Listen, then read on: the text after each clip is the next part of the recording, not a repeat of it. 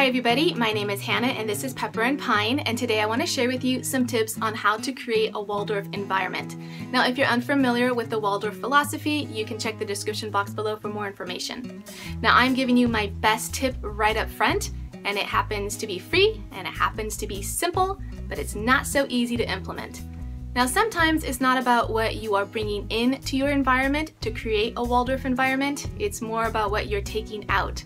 So my first tip is to reduce or eliminate screen time.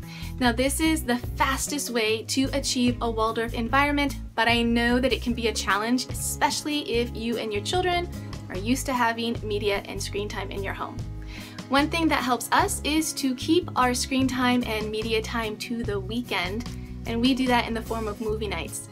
Now, we have also reduced any media during our homeschool hours because we don't do any educational online programs or educational apps. So I feel that anything that my children are doing in the absence of that kind of media can help us achieve a Waldorf environment. Now, my next tip is to eliminate plastic toys. Now, there are obviously a lot of caveats to this, and in our own home, we do still have plastic toys in the form of Legos. But I know that when we started to filter them out, we made room for toys that I felt were more natural, more open-ended, and suited my children's needs a little bit better. You can get a toy made out of plastic that breaks really easily, especially if it's a cheap toy, and then there's no way to mend that. It just has to go into the recycling bin. But I found that toys that are made of more natural products tend to last longer, and if they do get broken, they're more easily mended. The last tip I have for you is that if you find things in your home that are not suited for the environment that you are striving for, if you cannot eliminate them, then at least you can cover them. Now this was a tip that was given to me when I first started our homeschool journey.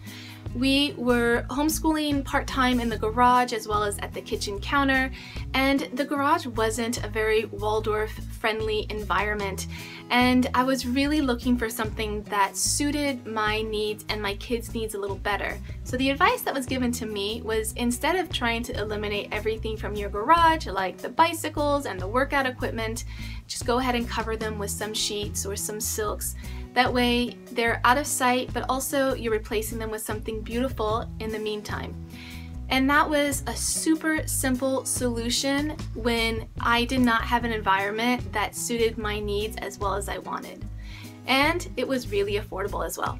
So those are my 3 tips on how you can better achieve a Waldorf environment. My bonus tip is to include toys that are made from wood, wool, or fabric, and as a perk, if they're handmade, that's even better. And the double perk is if they're handmade by you or another loved one, your children are going to cherish them all the more. Alright, if you've got tips on how to create a Waldorf environment, I would love to hear them below. And if you want to check out some of my other videos that are about Waldorf education, you can click on the screen right now.